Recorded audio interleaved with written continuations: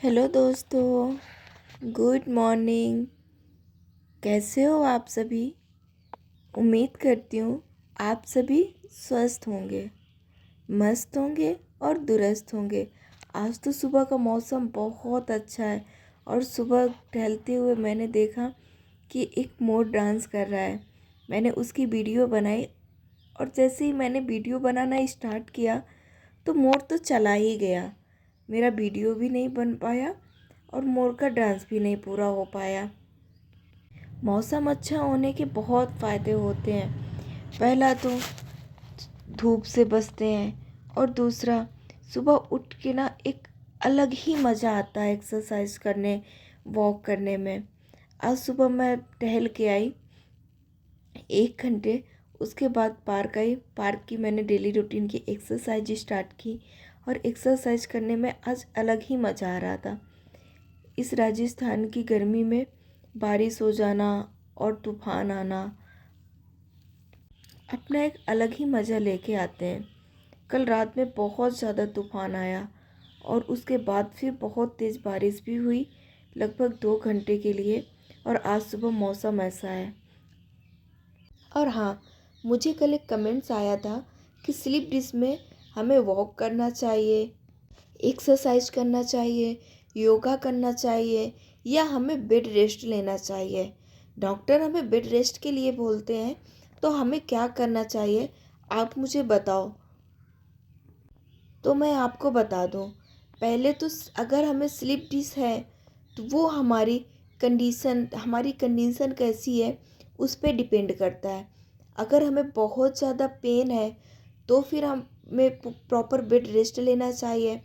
But अगर हमें ज़्यादा पेन नहीं है, हम एक्सरसाइज वॉक कर सकते हैं, तो फिर हमें नॉर्मल एक्सरसाइज करते रहना चाहिए। हाँ, कुछ ऐसी चीज़ें होती हैं जिससे कि हमें परहेज़ करना चाहिए।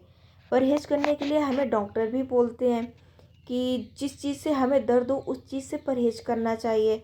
तो मैं आज आपको बताती हूँ कि किन किन चीज़ों से हमें परहेज़ करना चाहिए और अपने स्लीप डिस्क को ज़्यादा बढ़ने नहीं देना है, उसको रिकवर करके जल्दी से ठीक होना है।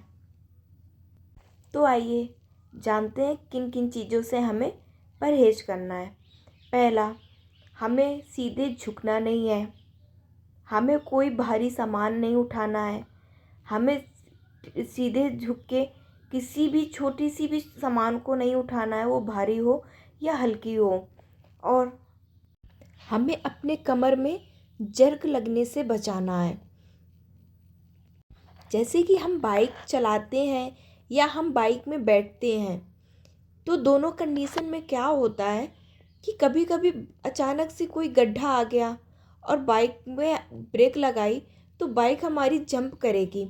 और अगर बाइक जंप करेगी तो जाहिर सी बात है कि फिर हमारे कमर में भी धक्का लगेगा और हमारे कमर में धक्का लगेगा तो दर्द हमारा बढ़ेगा। कभी कभी तो कंडीशन ये होती है कि अगर हमारी डिस्क बहुत ज़्यादा स्लिप है तो जैसे ही धक्का लगेगा ना, तो वो डिस्क को और निकलने के चांसेस बढ़ जाते हैं। वो डिस्क और ज़्यादा स्लिप होती है जिससे कि हमारी कंडीशन बहुत ज़्यादा बिगड़ जाती है। हमारा दर्द बढ़ जाएगा, हमें और ज़्यादा दिक्कत होने लगेंगी। इसलिए जितना ज़्यादा से ज़्यादा हो सके हमें बाइक में बैठना अवॉइड करना है और उन सब चीज़ों को अवॉइड करना है जिससे कि हमारे कमर पे प्रेशर पड़े या हमारे कमर पे धक्का लगे। तो वो सारी चीज़ें हमें अपनी डेली रूटीन में कुछ टाइम के लिए रोकना है। और जैसे ही हमारी कमर का दर्द ठीक होता है तो फिर से हम अपनी नॉर्मल लाइफ जी सकते हैं। फिर से हम अपने नॉर्मल तरीके से चल फिर सब सारे काम कर सकते हैं। और एक चीज़, अगर आप कोई गेम खेलते हो या आपको गेम खेलना पसंद है तो आप प्लीज़ कुछ टाइम के लिए गेम्स को बंद कर दीजिए। अगर आपको दर्द है तो आप जैसे कि फुटबॉल या जंपिंग या कोई भी ऐसा ऐसा गेम खेलते हैं जिसमें जंप करना पड़ता हो या दौड़ना पड़ता हो। मैच है जैसे उसमें हमें दौड़ना रहता है, तो ये सारी चीज़ें कुछ टाइम के लिए अवॉइड करनी पड़ेंगी। इन सारी चीज़ों से हमें परहेज़ लेना पड़ेगा, ताकि जो हमारी कमर की प्रॉब्लम है तो जल्दी से ठीक हो जाए और हम अपने नॉर्मल रूटीन में आ जाएं। तो ये बात हो गई हमें कि किन किन चीज़ों से परहेज़ करना चाहिए। ये तो हमने जान लिया कि किन किन चीज़ों से हमें परहेज़ करना चाहिए। अब हम जानते हैं कि हमें कौन कौन सी चीज़ें करना चाहिए अगर हमारी डिश स्लीप है तो मैं आपको बता दूं, अगर हमारी डिश स्लीप है तो हमें प्रॉपर बेड रेस्ट लेना है।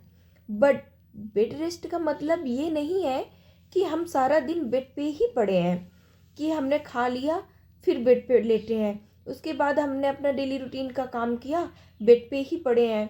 तो ये चीज़ें हमें और भी ज़्यादा वीक करेंगी और हमारे दर्द को बढ़ा सकती हैं। अगर आपकी कंडीशन ज़्यादा ख़राब हो गई है, आप नहीं चल पा रहे हो, आप नहीं वॉक कर पा रहे हो, तो कोई बात नहीं, आप जब पोजीशन में आ जाइए तो फिर आप बेड रेस्ट लीजिए।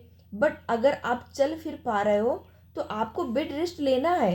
बट बेड रेस्ट लेने का भी एक तरीका होता है, जैसे कि हमें सुबह टाइम से उठना है।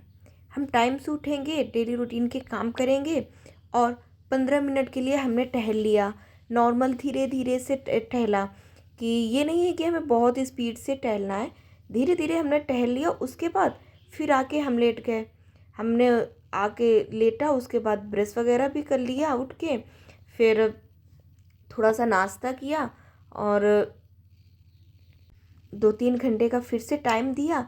उसके बाद फिर हमने आधे घंटे का वॉक कर लिया। तो उससे क्या होगा ना कि हमारी मसल्स एक्टिव रहेंगी और हमारी मसल्स वीक नहीं पड़ेंगी। तो ऐसे हमें दिन में कम से कम 4 से 5 बार करना है, कि हमने थोड़ा सा टहल लिया फिर लेट गए, फिर टहल लिया फिर लेट गए। हमें काम नहीं करना है कि हम अभी बोलें कि नहीं हम ठीक है तो चलो हम काम स्टार्ट कर देते हैं, हमने झाड़ू पोंछे स्टार्ट कर दिया, अगर हम जेंट्स हैं तो हमने टहलना स्टार्ट कर दिया। एक और चीज़ हमें अपने परहेज़ में जोड़नी है। पहला, हमें बहुत टाइम तक बैठना नहीं है और ना ही हमें बहुत टाइम तक खड़े रहना है। हम ज़्यादा से ज़्यादा आधे घंटे 1 घंटे के लिए बैठें, उसके बाद हम फिर से लेट जाएं। ये सारी चीज़ें हम जैसे ही अपने डेली रूटीन में लाने लगेंगे, लेके आ जाएंगे, तो फिर हम बहुत जल्दी रिकवर हो जाएंगे और धीरे धीरे हमें स्लीप डिश से काफ़ी आराम मिलने लगेगा। हमें परहेज के और रेस्ट के साथ साथ अपने खाने का भी ध्यान रखना है, कि हमें क्या खाना है, कैसा हम खाना खा रहे हैं, उन सब चीज़ों को हमें बहुत ध्यान में रखना है। हमें अपने खाने में कैल्शियम, प्रोटीन और विटामिन्स, इन सब चीज़ों को बहुत ध्यान रखना है कि जो हम खाना खा रहे हैं उसमें हमें पूरी तरह से भरपूर मात्रा में कैल्शियम, विटामिन, प्रोटीन्स मिल रहे हैं या नहीं मिल रहे हैं। हम सुबह एक ये भी काम कर सकते हैं कि जैसे ही सुबह की पहली धूप निकले ना, तो हम आधा घंटा बैठ के धूप को ले सकते हैं, जिससे कि हमारी हड्डियां मजबूत हों और हमें सूर्य की रोशनी से विटामिन डी मिले।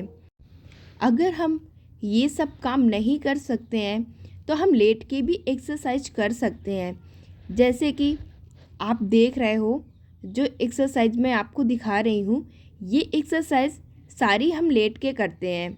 तो इसमें क्या है कि ये जो एक्सरसाइज मैं कर रही हूँ, तो इसमें हिप्स और कमर की मसल्स पे खिंचाव हो रहा है, जिससे कि हमारी मसल्स काफ़ी तेज़ी से स्ट्रॉन्ग होती हैं। और जब हमारी मसल्स स्ट्रॉन्ग रहेंगी तो हमारा दर्द कम होगा।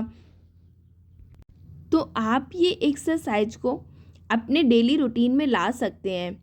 और अब जो आप एक्सरसाइज देख रहे हो, ये लेग्स अप डाउन एक्सरसाइज है, जिसमें कि हमारी जो थाई है उसमें जो भी थाई की मसल्स होती हैं वो बहुत ही स्ट्रॉन्ग होती हैं।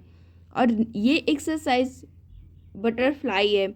इस एक्सरसाइज को करने से हमारी जो थाई की मसल्स है ना, वो काफ़ी तेज़ी से स्ट्रॉन्ग होंगी और हमारे दर्द में काफ़ी आराम मिलता है।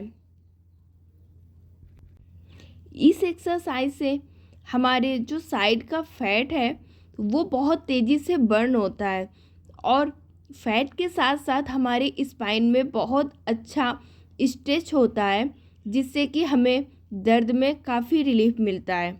और अगर आपको कोई भी एक्सरसाइज करने में कहीं भी थोड़ा सा भी दर्द फील होता है तो प्लीज़ आप एक्सरसाइज मत कीजिएगा।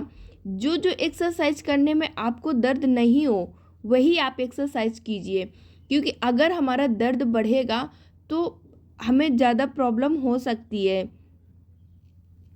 अगर आप कमर के पेशेंट हो तो आप ये एक्सरसाइज अपने डेली रूटीन में लाइए। ये एक्सरसाइज हमारे हेल्थ के लिए बहुत अच्छी होती हैं, और अगर आप कमर के पेशेंट नहीं हो तो भी आप ये एक्सरसाइज अपने डेली रूटीन में ला सकते हैं। ये एक्सरसाइज एक तरह से फुल बॉडी वर्कआउट है, जिसमें कि हमारी पूरी बॉडी की एक्सरसाइज होती है और हमारी फुल बॉडी एक्टिव रहती है। ये सारी एक्सरसाइज हमारे वेट लॉस में भी बहुत सहायक होती हैं। जैसे कि मैं आपको बता दूं, मैं पिछले 1 साल से कमर की पेशेंट थी, तो मैं ना ज़्यादा वॉक कर पा रही थी और ना ही एक्सरसाइज कर पाती थी। मैं सारा दिन बेड में रहती थी, और उस टाइम मुझे डॉक्टर ने बोला कि आप बेड रेस्ट लीजिए, तो मैं सारा दिन बेड पे ही पड़ी रहती थी और पूरी तरह से बेड रेस्ट में थी। और उस टाइम मुझे पता ही नहीं था कि एक्चुअल में बेड रेस्ट कैसे लेना है। तो सारा दिन बेड में पड़े रहने के कारण मेरा फैट बहुत ज़्यादा बढ़ गया था। मेरा वेट लगभग 64 से 73 के समथिंग हो गया। फिर जब मैं हॉस्पिटल में एडमिट रही तो उस टाइम मेरी जब ज़्यादा कंडीशन ख़राब हो गई तो मेरा वेट फिर से कम हुआ और मैं फिर से 65 के समथिंग आ गई। बट जैसे जैसे मैं ठीक हुई ना तो मेरा वेट फिर से बढ़ गया, और अब मुझे अपने वेट को भी कंट्रोल करना है। तो उस वजह से भी एक्सरसाइज करते रहना है, हमें अपने वेट कंट्रोल के लिए भी एक्सरसाइज करना है। और सबसे हमारा मेन कारण है जो हमें अपने कमर के लिए एक्सरसाइज करना है। तो अगर हम कमर की एक्सरसाइज बंद कर देंगे तो हमारा पेन बढ़ जाएगा। मैं जैसे ही दिन में कभी एक दिन एक्सरसाइज नहीं कर पाती हूँ तो मेरा कमर का पेन बढ़ जाता है, मेरा पेन फिर से बहुत ज़्यादा हो जाएगा। मैं जैसे काफ़ी टाइम तक लेटी रहूँगी, मैंने आलस कर लिया, नहीं चल रही हूँ, मैं 2-3 घंटे तक लेटी हूँ, सो गई, तो मेरा फिर पेन बहुत ज़्यादा होता है। और फिर मैं थोड़ा सा एक्टिव होकर बिस्तर पे एक्सरसाइज करूँगी, फिर चलूँगी फिरूँगी, फिर धीरे धीरे वो पेन कम होगा। तो इसलिए हमें अब सही होने के लिए अपने एक्सरसाइज को डेली रूटीन में लाना ही है। मैं उम्मीद करती हूँ कि आपको मेरे वीडियो अच्छे लग रहे होंगे, और आप मुझे अपने कमेंट्स के माध्यम से बता सकते हैं कि मेरे वीडियो में कौन सी कमियां हैं और मैं उनको क्या सुधार सकती हूँ। और आप मुझे जो भी आपके डाउट्स होते हैं कमेंट्स के माध्यम से पूछ सकते हैं, मैं आपको कमेंट के माध्यम से जवाब दूंगी। तो आज के वीडियो के लिए बस इतना ही। उम्मीद करती हूँ हमारे वीडियो आपको पसंद आ रहे होंगे। हमारे वीडियो को लाइक कीजिए, कमेंट्स कीजिए, और ज़्यादा से ज़्यादा अपने फैमिली फ्रेंड के साथ शेयर कीजिए। हमारे चैनल को सब्सक्राइब कर लीजिए ताकि हमारा नया वीडियो आते ही आप सब तक नोटिफिकेशन पहुंच जाए। आज का वीडियो बस इतना ही। Thank you. मिलते हैं कल अगले वीडियो में।